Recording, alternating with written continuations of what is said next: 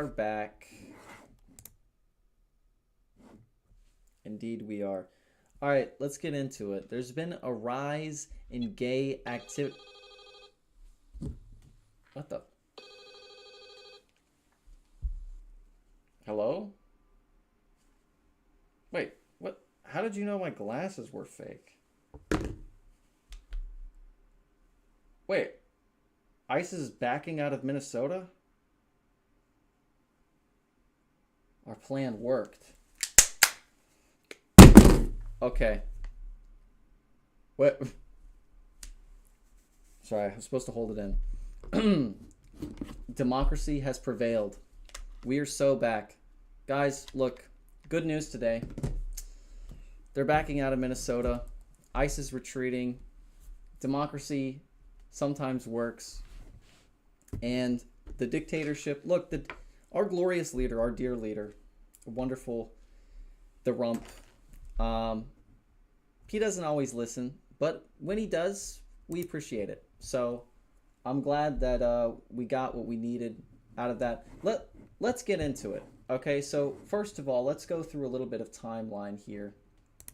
Essentially, it seems as though, first of all, the Renee Good shooting, she was a good woman, mother of 3, and she was gunned down for being too close to a trigger-happy ICE officer, and then she was labeled as a domestic terrorist. People realized that she was not a domestic terrorist, and then more troops were dropped to invade our cities. Look, here's what happened. They realized that Minnesota had oil, and so they had to get in there. No, not really. I don't think it has a lot of oil. But anyway, then an ICU nurse, that is ICU nurse also got guns down. Now, he had the crime of, once again, being too close to some trigger-happy ICE officers, but he was also legally carrying a firearm. It is funny because the entire right turned against him, and they called him violent and everything. But then, of course, yeah, no, it's just ridiculous. I mean, the double standard is insane. That as soon as somebody is legally carrying a firearm, suddenly the right is against all this. But look, I don't want to make this into a left-right thing, because in my opinion, the Democrats, if they had the opportunity to squash us under their boot, they would do the same. They don't care about us. Now, the difference is they might not have the spine to. I don't know. You know, it's hard to say. The difference is that the Democrats aren't doing it. Right now, it's the Republicans doing it. And so what we have to do is we have to push back. No matter what your political leanings are, you have to understand that this is not good. And the back was pushed, and now we are where we are, and ICE is pulling out, and all is much better. There's this wonderful photo of this guy throwing a camera because democracy is dying, and so he has to make sure that if we never see him again, that we will get the evidence. The funny thing is, well, we did see him again. He's actually okay. He got beaten, and he is injured, and also he got sprayed in the face by mace. I got time to rhyme, though. We're moving on. Actually, no, we're not. No, what actually, something I was going to say is it's funny that Alex Preddy was gunned down because he had a weapon, you know. Too dangerous. You have a legal weapon, you got to get guns down. But then, of course, Kyle Rittenhouse, when he kills 3 black men, and it looks like he might have been planning to kill some people. Well, no, he's not. He's not violent. That's within his rights to kill people. Which, you know, look, I'm not trying to say anything about the Kyle Rittenhouse case. All I'm saying is that it's a double standard, okay? They just want to put their boot on your neck, and they don't care what you have to say about it. It is that simple. And the peaceful revolution is happening because Trump is quietly backing down. Now, of course, this isn't good enough, okay? Considering the fact that he is a pedophile, we kind of got to impeach this man. It's unfortunate that we have to resort to such extreme measures. But, you know, when you are part of a pedophile sex trafficking ring, it's kind of crossing a line. Allegedly.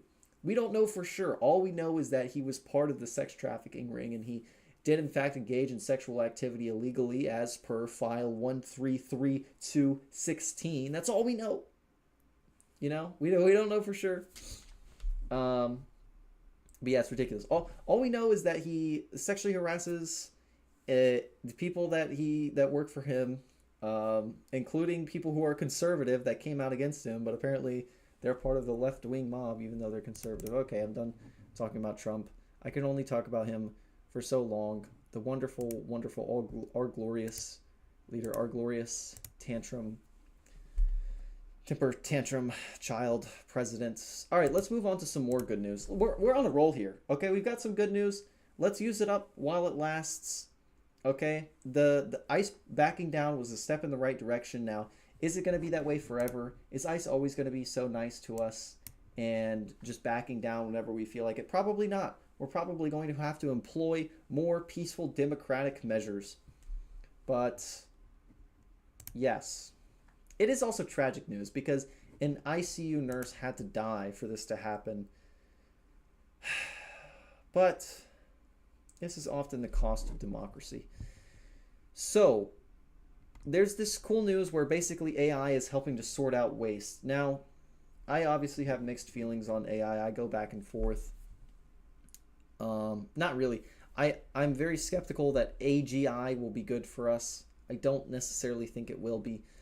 I think that there are some good AI advancements. For example, medical advances in AI technology seem pretty good, especially radiology advances, because then AI can look more closely at certain scans, and it can do a lot of the work that doctors would be doing.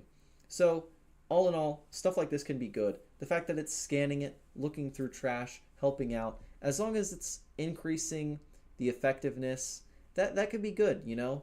Then all of the people who would be sorting out garbage can be hopefully looking to greater heights. I have worked in garbage with my hands. I used to be basically like a professional dumpster diver. If AI or robotics took my job, I honestly would not have been that disappointed at the time. So all in all, I would say this is good news because it's one good use of AI, but it's kind of also medium news because the more manual labor AI takes up, the more that we will have to demand that AI actually gives us something. Maybe a universal basic income, okay? Call me a communist, but that might be a good idea. I'm actually a capitalist, but as soon as you start throwing around universal basic income, people think that you're going to bring back Stalin from the dead. All right. We've got some good stuff going on. And we went through that pretty fast. We went through all of our good news pretty fast. It's all used up. So now I'm going to hate on somebody. Not really. I'm going to engage in healthy discourse. That's what we're going to do right now. And for some reason, my stuff is not. We're almost there, though. Give me a second.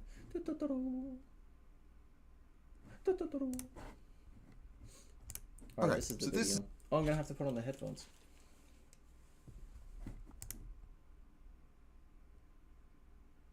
Is my stream health good? Looks like my stream health is excellent. Wonderful. Just magnificent.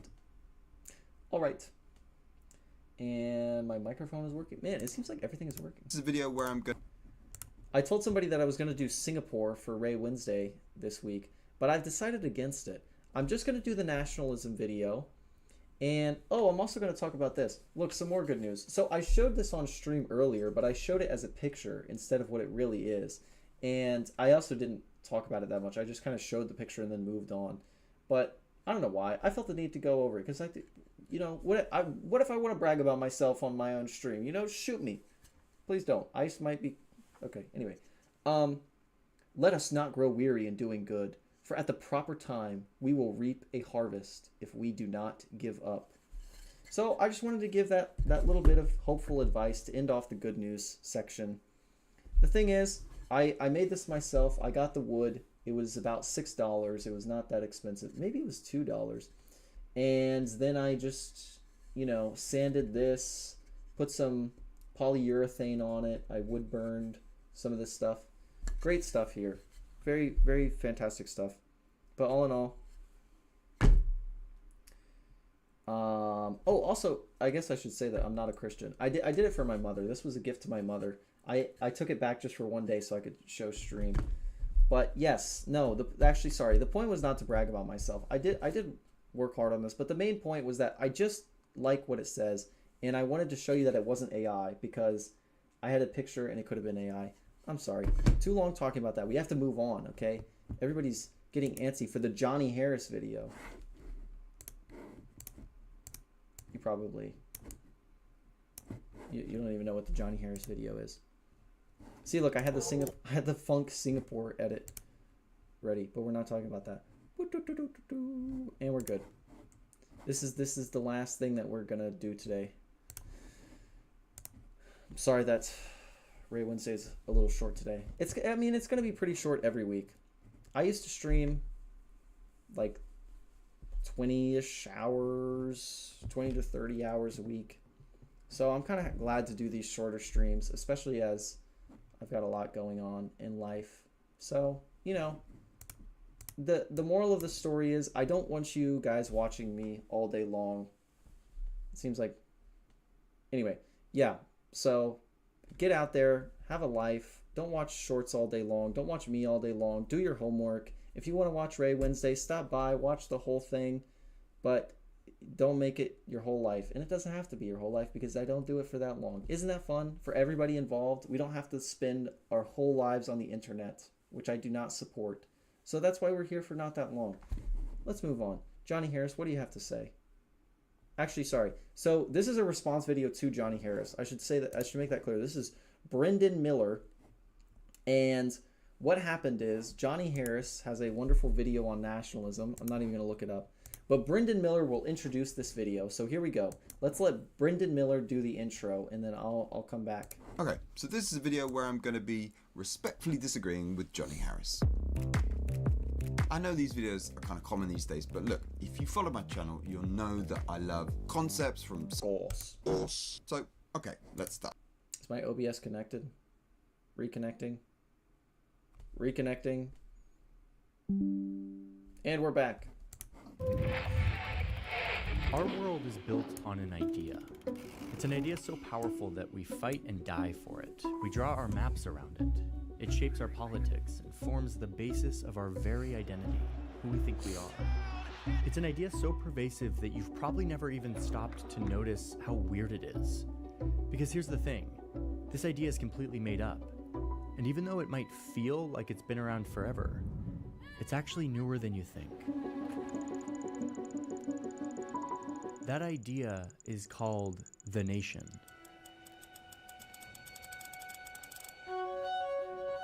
It says that a country is more than just the land drawn into a set of borders. It's actually a giant community that is united by heritage and identity. It says that the people, the land, the state, they're all one thing. That thing is called a nation. You're not just a person who happens to live in a place called America. You're American, or Brazilian, or Japanese, or Mexican, or Egyptian, Nigerian, Dutch, Micronesian. But let's stop a moment to learn the story of where this idea came from, and how it took over everything. Because once you do, so much about our world suddenly makes sense. Okay, so that's the intro, and already we've got the key idea, the nation, nationalism. The idea that each state... Yes, indeed, that is the intro. Let me put myself back up here. So we've got a good intro from both of them. The first one is saying, I'm going to do a response. And the second person, the person that they're responding to, is saying that nationalism is an idea. It's something fabricated. It's something that slowly appeared over time. So far, I think that we're all in some sort of agreement. But Brendan Miller is not on the same page here. So far, I somewhat agree with Johnny Harris. Not like I disagree with, or not like I agree with everything that Johnny Harris says. But, you know, so far we're in somewhat agreement here. And Brendan Miller is going to give his take. As a nation, and each of us is, as he puts it, part of a giant community that is united by heritage and identity. And that gives us our national identity. American, Brazilian, Japanese, whatever. Harris is saying this is a new thing and, quote, completely made up. To make this argument, he's joined by a guest, and they explore how this idea is based on a series of myths. We think that borders like France's formed because they contained people with the same ethnicity who spoke the same language, right? But when you overlay a map of the actual genetic makeup in Europe, it looks like this. Now look at France, and you'll see that any given part of the country has closer genetic links with foreigners across the border than they do with their own countrymen. And I think they're right. There isn't really any genetic basis for individual nationalities. This is a pseudo-scientific idea. It was popular in the 1800s. So, just to be clear, that's basically true. But also the genetic differences shouldn't really be that much of a difference anyway, in my opinion.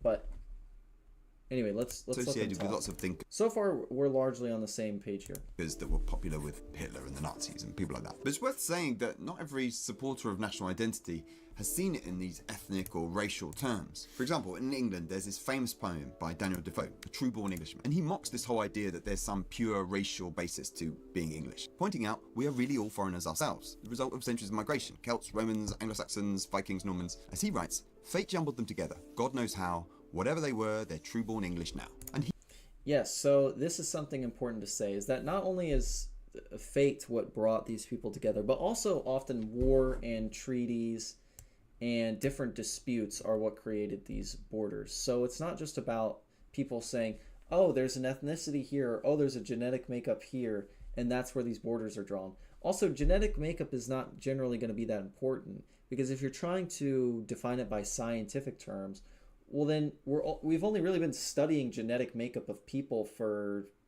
less than a century now.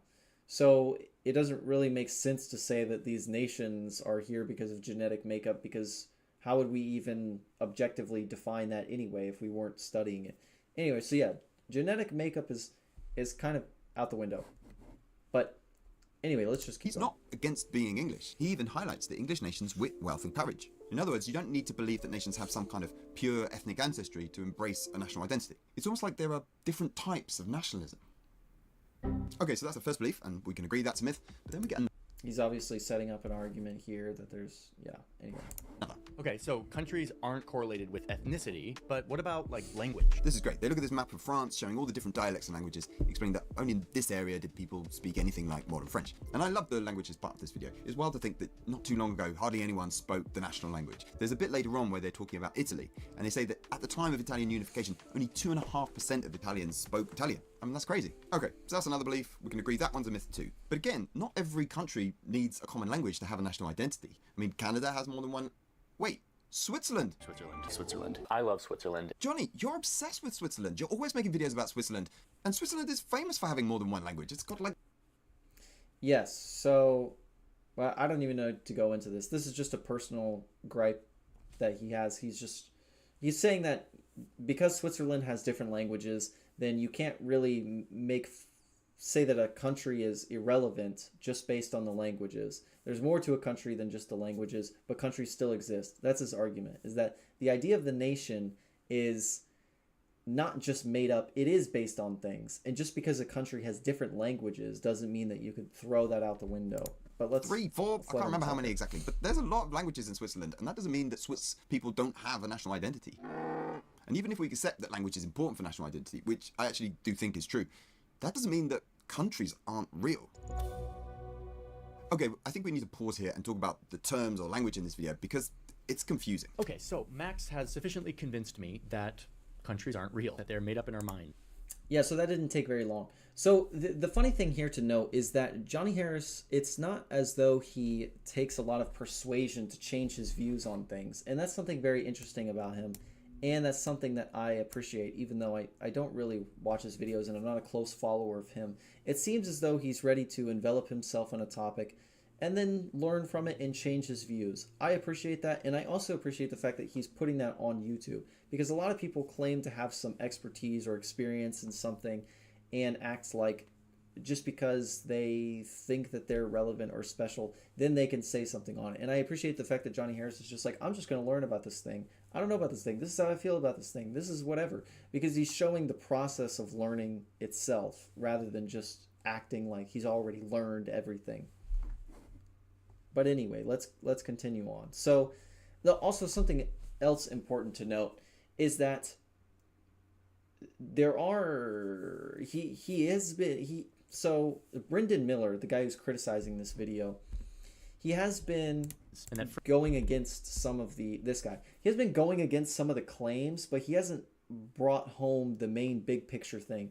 And here's the thing that I want to say is that yes, you can have a country that has different languages and it still has national identity, and you can have a country with one language like England. It has largely one language. It's had pretty much the same language, not counting, you know, Ireland or the Gaelic areas.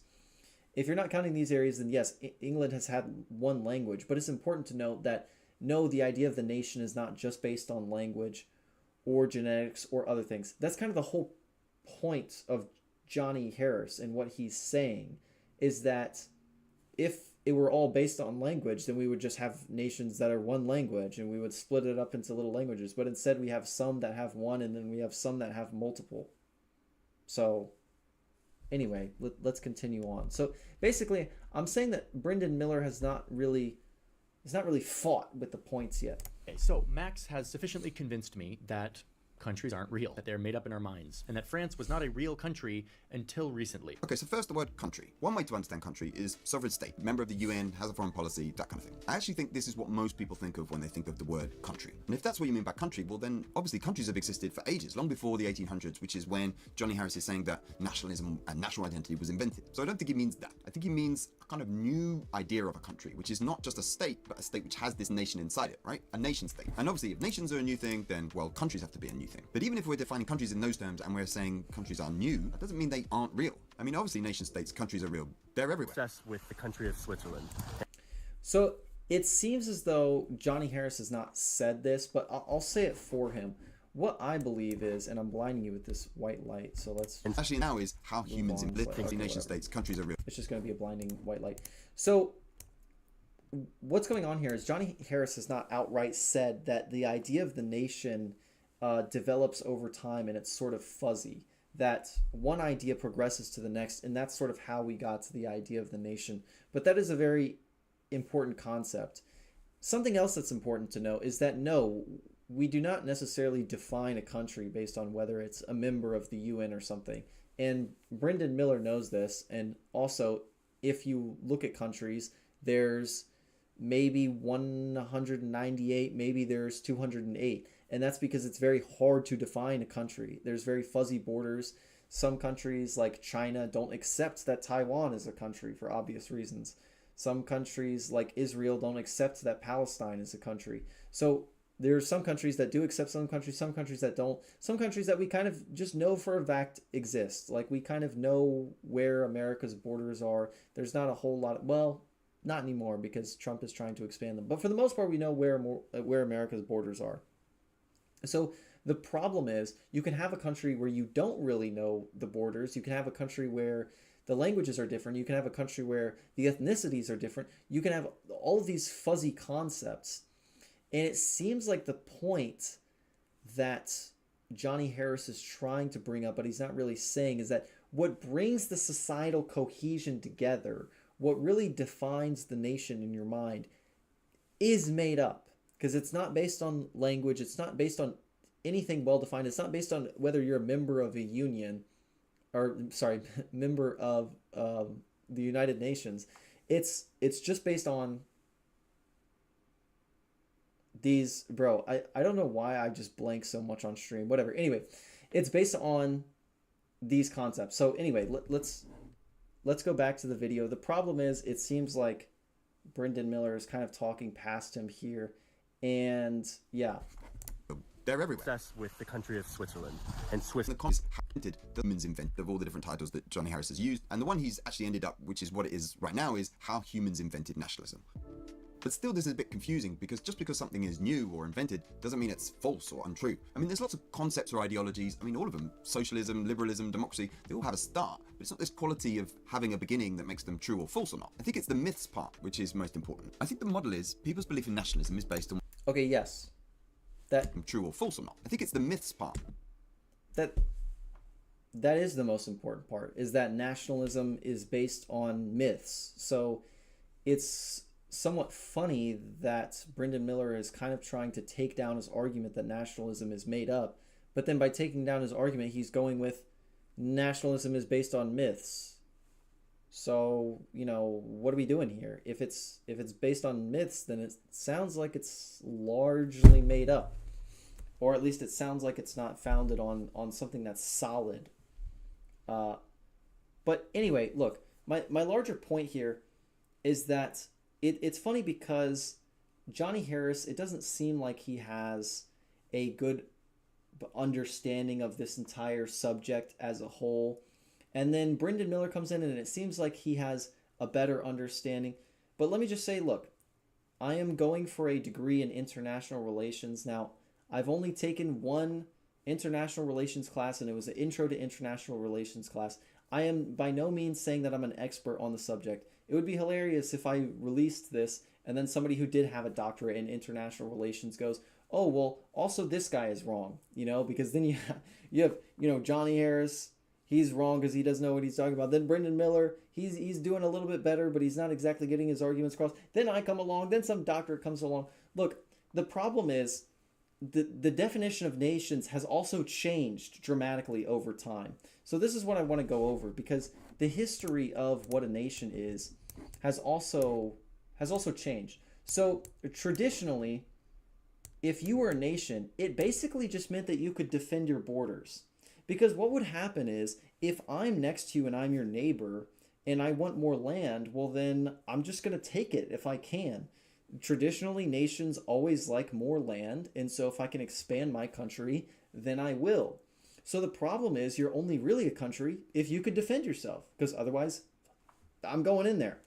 So what happened is, recently there's been a change where a country like Iraq was believed to host terrorists, or Iran was believed to have been developing nuclear weapons. And, this is obviously based on a myth.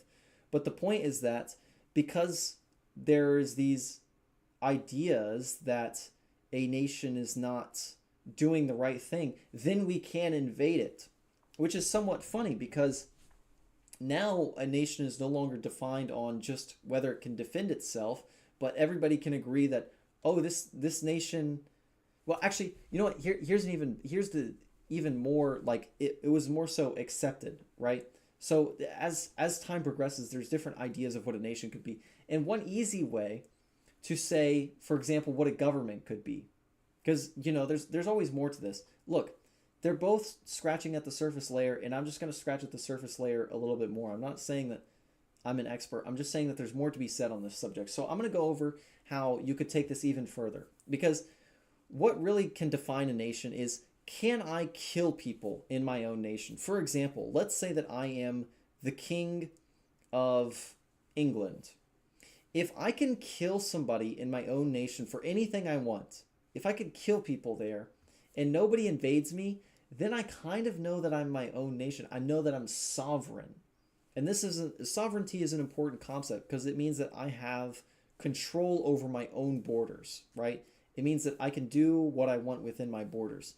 However, sovereignty has changed, because now you can have a nation, but the nation itself can still not have full sovereignty. For example, because of international law, you cannot commit a genocide. Otherwise, other nations might come in and invade you. They might have a problem with this genocide.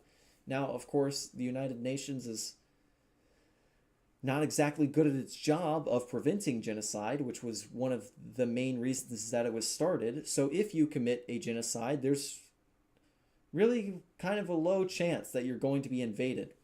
But the assumption is that you might think that you're sovereign because you have your borders and you have your government and everything. But if you do the wrong thing, then you lose that sovereignty. So it used to be that you could do anything in your nation as long as you had the borders. As long as you had the military, you could do whatever you wanted. But that has changed. So the point is that these concepts change over time as international law develops, as ideas develop, as the macroeconomics changes and the environment changes. So again, it is funny that we go through all these things. We go through language, we could go through culture, we could go through ethnicity, genetics, we could go through any of it. But the nation is not really based on that. It's based on myths. And it seems like this is the point of Johnny Harris's video, and it seems like Brendan Miller somewhat misses this. Which is most important. I think the Let's- model I is think we people's can go belief in through this a little nationalism is bit based on what they see faster, as facts. But if we can see that it's based on myths, then it follows the whole thing is false. It's almost like a religion, right? Like Christianity is based on the belief that Jesus rose from the dead. And if that belief is false, then the rest of it crumbles. I think that's kind of the model that Harris has in his head when he's talking about nationalism. Okay, so we're going to focus on the myths part of it, which is good because now we've got another one. For someone living down here, hundreds of kilometers from the King's Palace in Paris, there was no concept of being French. They probably identify with the people in their village or their town, but that is about it. Okay, so not too long ago, no one, or at least no ordinary person, felt French or any kind of national identity. That's a new thing.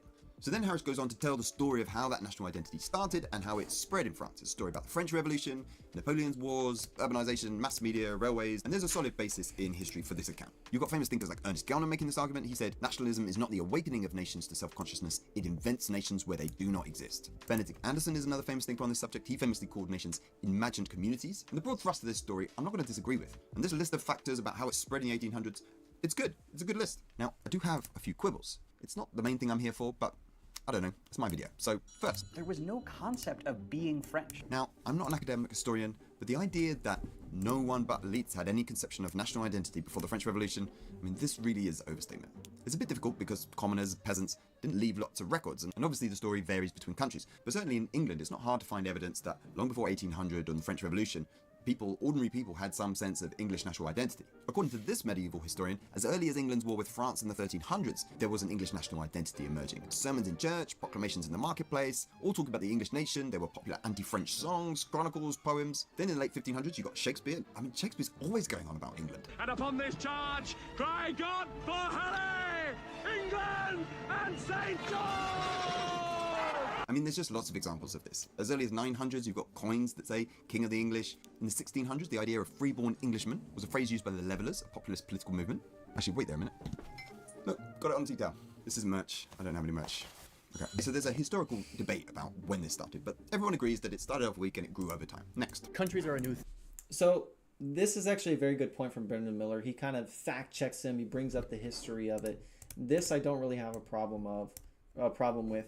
And it is somewhat true that, yes, as time goes on, there's sort of more of an identity of the peasant with the country as a whole. The problem is, it still doesn't necessarily defeat his argument. And I know I keep on going over this. It just seems like I'm never satisfied with Brendan Miller's arguments. But the problem is, the nation is kind of based on myths. And so we're just going to go through this video. thing. But here's And it doesn't seem like Brendan Miller has too many problems with this part of the video. It seems like the contentions really come up later on. But, whatever. Again, largely we're still on the same page. Still some healthy discourse where there's a little bit of disagreement here. But for the most part, the national identity of the peasant is not too related as it is today. It's very different. And then as you go back in time, there's less and less nationalism. Anyway, the deal. Our leaders don't want us to know that. In France, the ruling elite at the time didn't want to admit that France was kind of a new thing. That would sound way too weak and delicate. So they kind of constructed a national mythology that implied that France has kind of been around forever. So here we have the idea that nationalism was all created by elites indoctrinating the masses. And again, this is overstatement. If your story about nationalism is just about elites, then you're missing how much humans desire a group identity. I mean, this point was even made by the guy who really started the whole idea of nationalism being an invention, arguing nationalism took off, partly because as people moved to the cities, they needed a new form of connection. And more generally, if you've watched my channel, you'll know that I find these kinds of explanations unconvincing. There's an instinct to think that any idea that you find uncompelling, conservatism, anti-immigration, voting for Trump, must be the result of elites manipulating the masses, which is just a bad model of human psychology. I mean, think about it. Okay, so now this is actually very funny because this is a theory in sociology that's basically just called conflict theory. And conflict theory is the belief that pretty much every single thing is just the result of some sort of conflict between people. It's either the elites wanting more power or the elites want the lower classes to struggle. And it actually comes from Karl Marx. So if he does have a problem with conflict theory, that is okay. But it's not exactly like he is just saying that, oh, everything is the problem with the elites, and it's all there for the. This is a theory that has been used over and over again for decades now. Now, do I subscribe to conflict theory? Not really. Personally, I think that it's more complicated than that. And so I do kind of agree with Brendan Miller's point here that conflict theory is not all there is.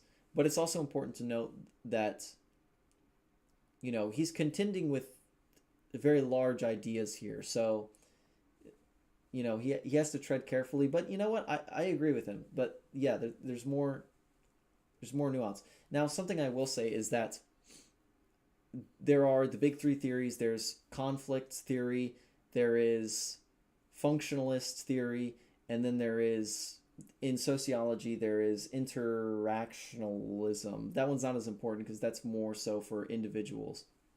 But the difference is the functionalist thinks that there's always some reason for some system in society. There's always some purpose that some system exists for. So when you have the government doesn't just exist for the elite. It's good for this. It brings societal cohesion. It fixes the potholes. Religion, it brings people together. It's good for everyone. It brings communities together. And then on the conflict theory side, you have the belief that all of this is for the elites to control the poor. The government is to take taxes from the poor and then not take as many taxes for them, or not tax themselves. We gotta wait for OBS to reconnect. I believe OBS is reconnected. Thank you. So you can look through the world through both of these lenses. And actually, this is something that sociologists commonly do, is they'll say, you know what? This is all because of conflict. This is for the elites. This is for the whatever. And then they'll go back through the functionalist theory and they'll say, oh, but also this has a purpose and this is good for this and this is good for that. So they try to use both ideas to their advantage. Now, personally, I'm not a huge fan of that. I sort of have my own theory that I think that things are largely based on intentions and then effects. So, what are the effects of something? What does it do? I think that that's obviously very important to consider. And then try to imagine, what are the intentions? What do they want to do? If they were raising taxes for the poor but not for the rich, was their intention just to,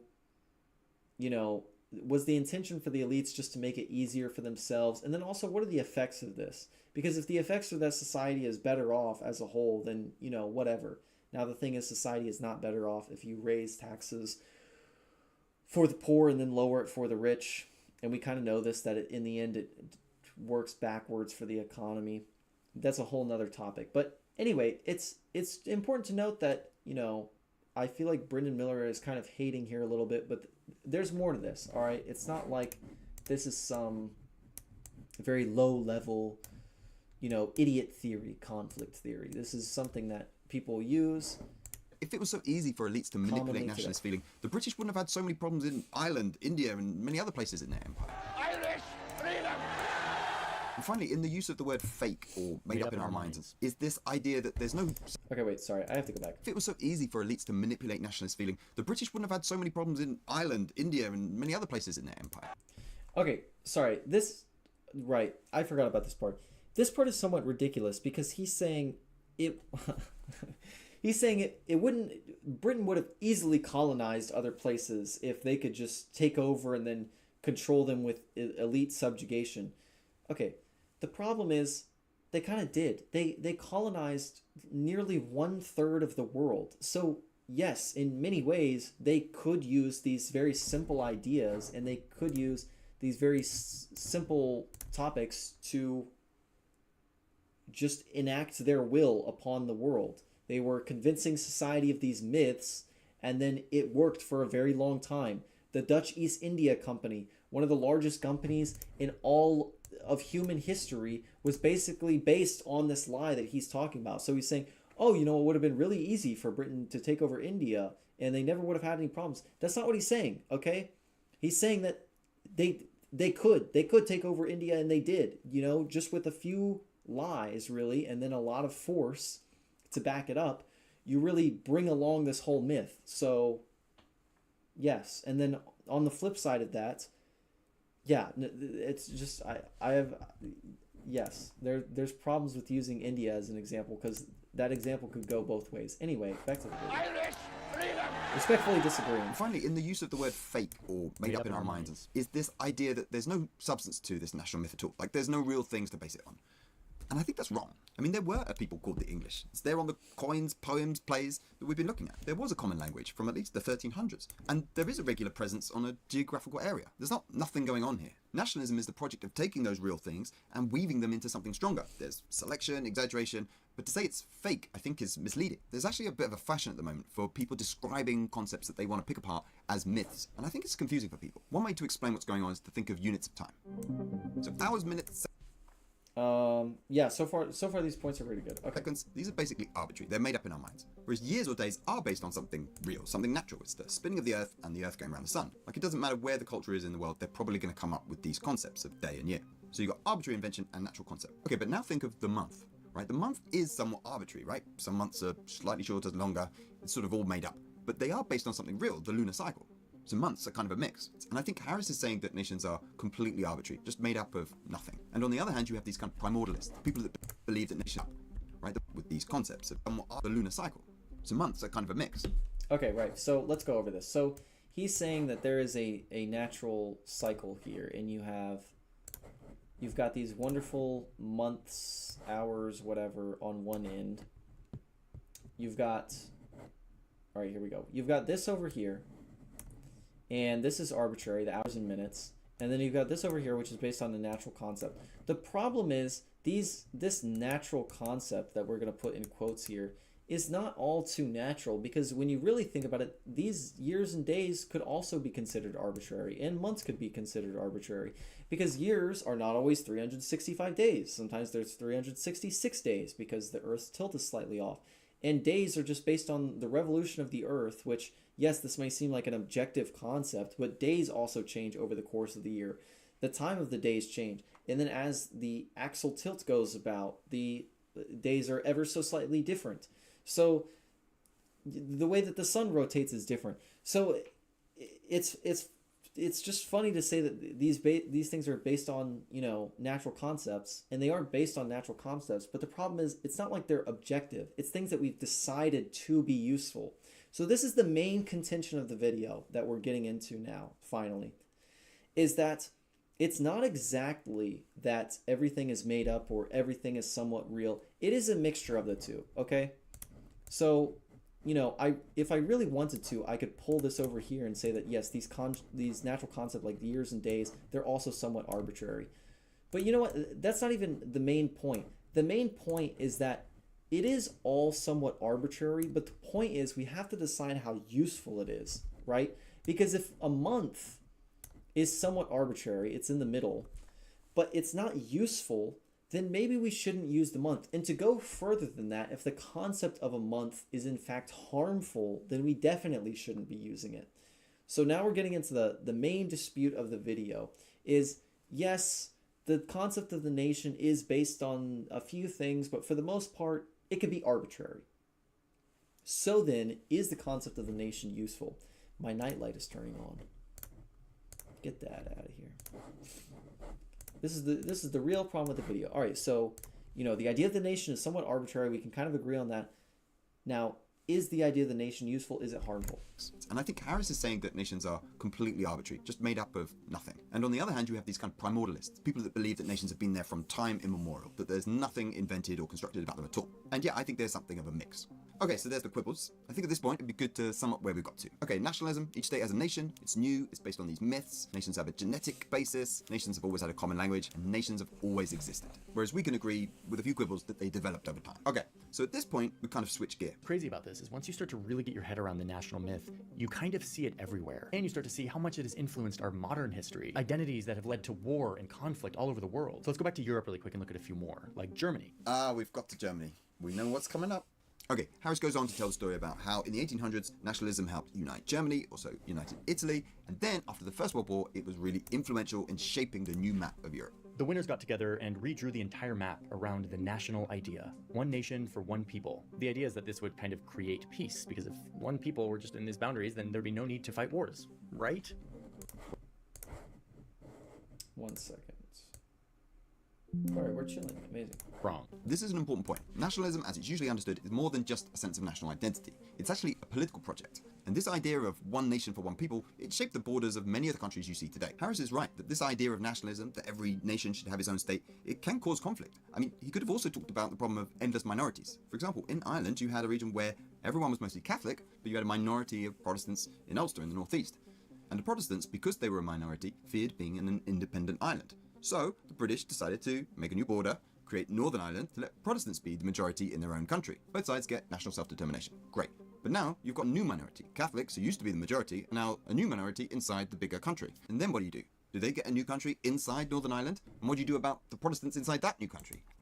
I kind of like this part. I'm not really going to criticize it. He's just adding on more nuance to Johnny Harris's point. He's actually supporting it. So yeah, nationalism can lead to war and conflict. That's fine. But here's where things really hot up. Wrong. Because borders were never going to be perfectly drawn around a people. Like, this is Germany's border, but this is where all the German speakers are. You can see they don't line up. So instead, all of this redrawing of borders led to ultra-nationalists rising up across Europe on promises to conquer the land that they considered rightfully theirs, which led to yet another world war. And this gets to the dark side of the idea of a nation. It very naturally breeds the persecution of minorities. Because if a nation is supposedly defined by its shared ethnic identity, then anyone who is not in that majority identity is an outsider. They're a threat to the character of the nation. Now, of course, the national identity, the national character, the ethnic identity, all of this was made up. But boy, did people start to believe that it was real. Fascists would go on to murder millions in the name of nationalism. We've got to the Nazis. Okay, we're at my biggest problems with this video. Now, we've already had confusion about countries, are they not real? But at this point, there's just so many things mashed together. First, there's what we might call thick and thin versions of nationalism. At some points, Harris talks about nationalism as just national identity. You're American, or Brazilian, or Japanese, or Mexican, or Egyptian, Nigerian, Dutch, Micronesian. At other times, it's a full-blown ideology. It's got myths, it's got a political project, and it leads to genocide. Would go on to murder millions in the name of nationalism. And the question is it just an identity, or is it more than that? Now, as someone who feels a sense of nationality, part of a community united by heritage and identity, I feel like I can just take the thin version and leave the thick, nasty version to someone else. To me, it doesn't matter if this identity doesn't have a genetic. I don't think it's that simple. That's my main contention with this video, is I don't think it's that simple. And also there's an alternative, because you don't just have to believe that there's this little bit of national identity and that's something to be proud of. In actuality, you can believe in something a little bit greater, but we'll get into that. Basis doesn't have a common He'll language get into or hasn't that, always actually. existed. The whole model that Johnny Harris is working off just doesn't seem relevant. Making this distinction, I think, also might help explain the historical debate, as there's clearly some sense of national identity long before modernism and the French Revolution, but the full-blown ideology, that certainly seems like something much more recent. Another distinction that might help here is between the sort of dark ethnocultural nationalism that Harris describes and that leads to genocide and so on, and what is often called civic nationalism. Ethnocultural nationalism, that's the one that's closed, based on genetic identity, views itself as superior to other nations, hostile to diversity, and wishes to exclude minorities and anyone else who doesn't fit. Whereas civic nationalism is open, based on citizenship. It obviously likes its own country and sees it as unique, but doesn't see it as superior to other countries, but equal. It's open to diversity, and yeah, it's inclusive to anyone in the state who wants to join. Right, so Superior to other countries, but equal. It's open to diversity, and yeah, it's inclusive to anyone in. Right, so now we're getting to this point. Look, I can largely. The thing is that these views can easily mix, and the problem is, really, if you want to be. Yeah, basically the problem is that these can easily mix, and it seems as though he's just saying that civic nationalism is the way to go, and it's just that simple. I'll let him talk a little bit more. The state who wants to join. I, like many in the UK, have at least two national identities in the sense that I'm English and British. And definitely Britishness has traditionally always been built around multiple peoples and languages. Another word here is patriotism, what George Orwell described as devotion to a particular place and a particular way of life, which one believes to be the best in the world and has no wish to force on other people. Which, yeah, sums up a lot of my feelings. Okay, so once Harris has argued that nationalism is based on myths and leads to war and genocide, he and his guests start to consider what kind of alternatives there might be. How would you describe a cosmopolitan identity? Think of people who live in a big global city like. And so now finally we've gotten to other types of identities. Now they're going to go over cosmopolitan, but the funny thing is there's kind of another one. Now this is the cosmopolitan identity is not really a belief, but personally I would call myself an internationalist, which is a concept of international relations. But basically it is the general idea, and it's somewhat liberal. It's somewhat not leftist, but on the left. And it's just the idea that the world as a whole is better off peaceful, it's better off not quibbling about certain borders, and it's better off not quibbling about which countries are better than others. The problem is this ethno-cultural nationalism It's open to diversity, and yeah, it's is a fun idea, the UK as superior to other countries. but it's still sort of based on this history It's open to diversity, of ethno-cultural and yeah, it's inclusive to anyone in this. nationalism. Let's put this to the side. It's still sort of based on this idea of ethno-cultural nationalism, so it still has roots in it.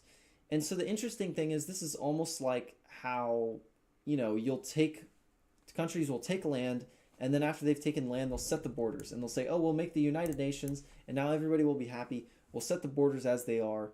But the problem is that many of these nations came about because of ethno-cultural nationalism, because these nations were so dead set on growing and expanding past the point of no return, and then they set the rules once they had it their way. So yeah, basically going back to this, that would be one of my main problems with this idea, is that civic nationalism is kind of built on this ethno-cultural nationalism. And on top of that, you don't necessarily need civic nationalism, because this idea of based on citizenship itself is already open. And this idea of equal embraces diversity, inclusive, this is kind of the cosmopolitan idea. So he's already getting into that. But let's find out what is the cosmopolitan idea. Cosmopolitan identity. Think of people who live in a big global city like New York or Hong Kong or London or Singapore, and this identity that you are a person of the world, that you're a globe traveler, that you're taking in many different cultures. That's kind of cosmopolitan identity. The origin of this word is citizen of the world, and it's how many, including Mariah.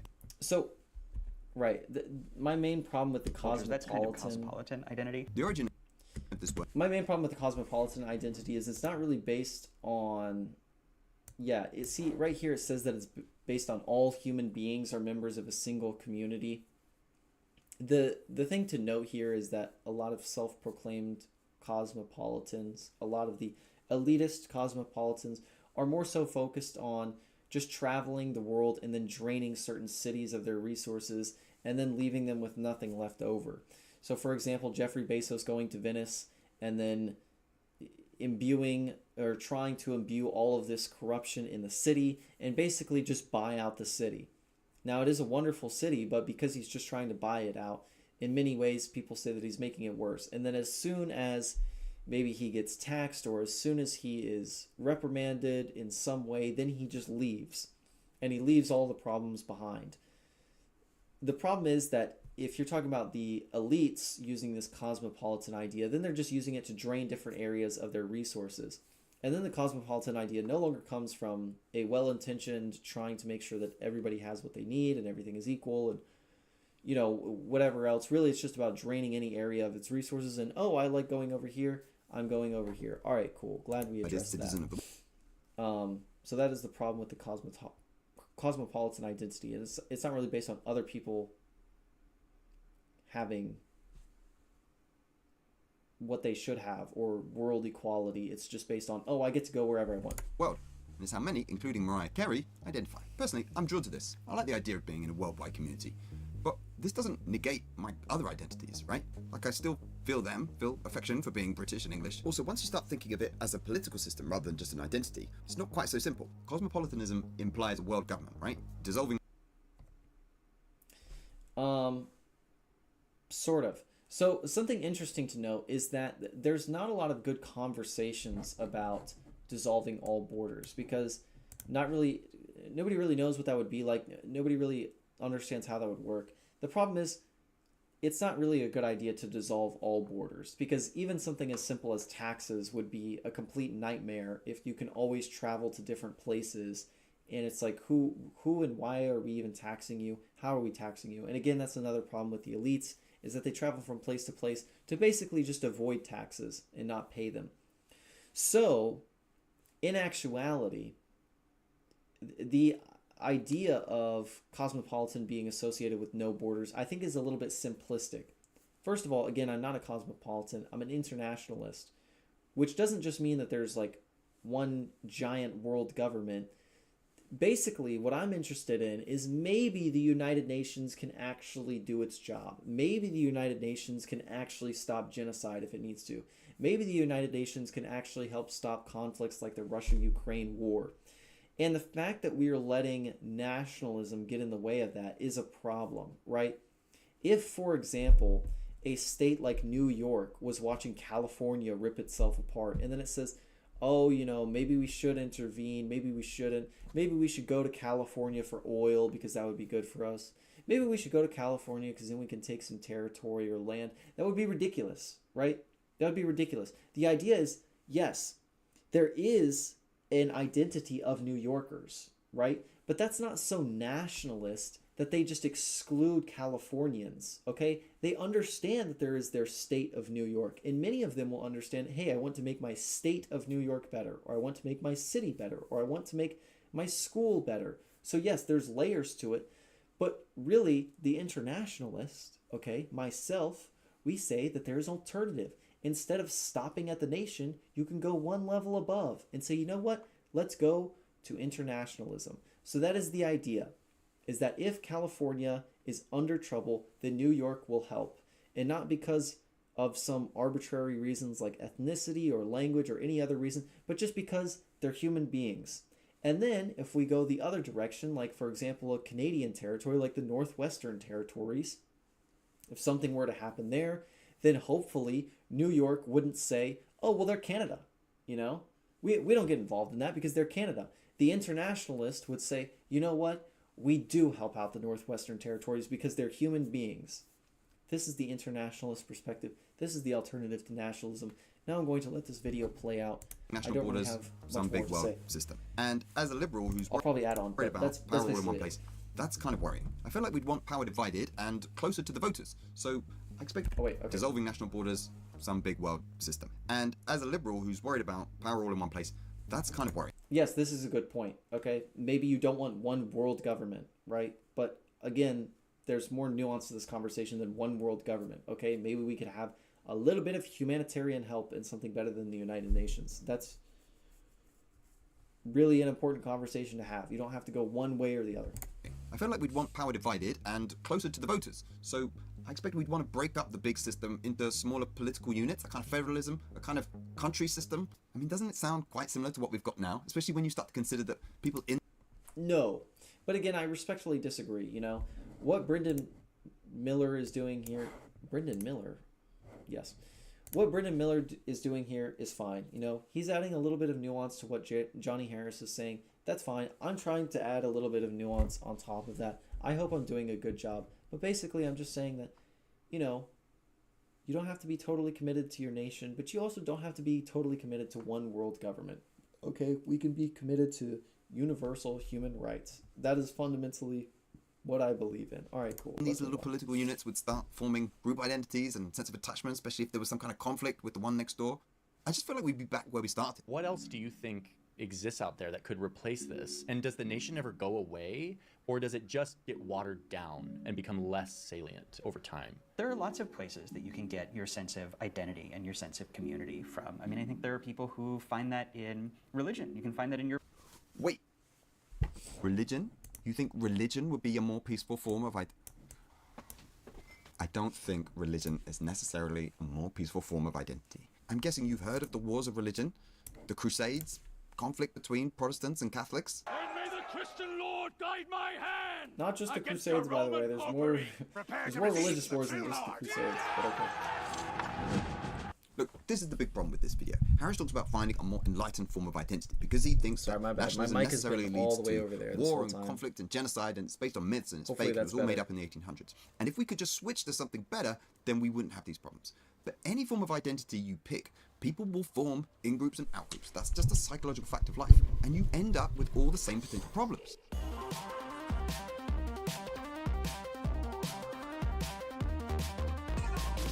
More generally, this whole argument, which is ultimately about nationalism leading to war and attacks on minorities, fits into a tradition of the left being distrustful of nationalism. I should say at this point, I'm moving away from this particular video. Like, I don't know what Johnny Harris's political views are, but I wonder if this video is inspired by what's going on with Trump and anti-immigration and the rise of the far right, and a real recognition of how nationalism can go toxic and become this nasty, divisive force in life. The other critique from the left is that instead of national identity, the workers should focus on the class struggle and economics and resist being divided. As Marx and Engels say in the Communist Manifesto, the worker has no country. The argument is that national identity, and in fact all issues of identity, are distractions from workers' real We're interests. back to Karl If we could Marx. just get everyone to realise that this whole nationalism thing is a trick, then they can focus on the revolution. But there's issues with this whole argument. First, ordinary people do care about national identity. Just saying it's made up in your mind won't change that. Too often the left, or at least in the UK, has given the impression that it's not really comfortable with national identity. And actually a small part of Labour's recent win was a decision to be more patriotic. But I don't think the left has to just put up with national identity, because that's what the voters want. Actually, there's a left-wing case to support it. First, the left should remember that national identity was a key force in decolonisation, the end of empires, all sorts of things that the left usually support. It's also inspired anti-racist movements, black nationalism, for example. It's also important to groups of people like the Ukrainians and Palestinians that the left is usually on the side of. I mean, Palestinians are always being told they're not a nation. And in the Ukraine war, the person who's making the not a real country argument, that's Vladimir Putin. For me, national identity doesn't have to be toxic. There are, as we've seen, nice, open, civic versions available. And not everyone has to feel like this, but I don't think there's anything illegitimate about loving the place you've grown up in. Its customs, histories, people, accents, ways of doing things, its personalities, its quirks. I just think it's natural. And as all those historians identified, modern life is atomized and individual and lacking connection. And in that context, it's nice to have something which gives you a source of solidarity or unity.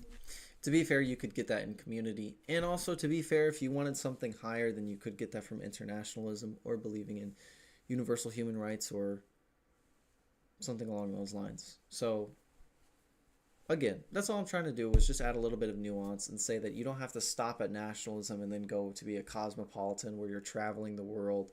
That's kind of ridiculous. You also don't have to go even further than that and get rid of all borders and have one world government. You can just believe that, you know what, human rights are all right, and we don't need to just focus on nations. We could just focus on people, just helping people. Fantastic. Even if they are from a different country, because they probably didn't choose to be part of a different country. They probably didn't choose to be born there. All right, great. Let's move on. So, because nationality doesn't require genetic basis, because it's not essential to have a common language, and it doesn't matter if it developed in the 1800s, because national identity doesn't necessarily lead to conflict, and any alternative has the same potential to turn toxic, because this idea has a history of supporting those on the left as much as any other political tradition, and because it's a common, legitimate identity shared by many ordinary people, I respectfully disagree with Johnny Harris. Johnny Harris actually... Cool. Well, I disrespectfully disagree with Brendan Miller. Not really. I also wanted to defend Johnny Harris because, again, I like the fact that he is just going through this process and talking about how he's learning. And you know what? I think that's fine on YouTube. I think it's fine to show yourself learning and developing instead of acting like you have some greater understanding of everything and you know how everything works. I don't know how everything works, okay? Maybe it sounds like I'm pretending I know how everything works. I was just trying to add a little bit of nuance. That is all. I'm not a huge fan of nationalism. And that is all for today's stream. That is Ray Wednesday. I finally responded to this video. And I'm going to be... Well, yeah, that's all. That's all for this week. That's all for Ray Wednesday. We're done. Again, I don't disrespectfully agree with Brendan Miller. I respectfully agree. Okay, this guy is fine. He's adding a little bit of nuance. But, you know, yeah, that's all. We're chill. We're cool. Okay. And this guy only got 100,000. He has less than 100,000 subscribers. Okay, me and him, I think we could get along. Maybe we could do a collab with my 18 subscribers. I think he would like all 18 of them. That's all. That's all for Ray Wednesday. I'm done. We're gone. I'm out. Peace.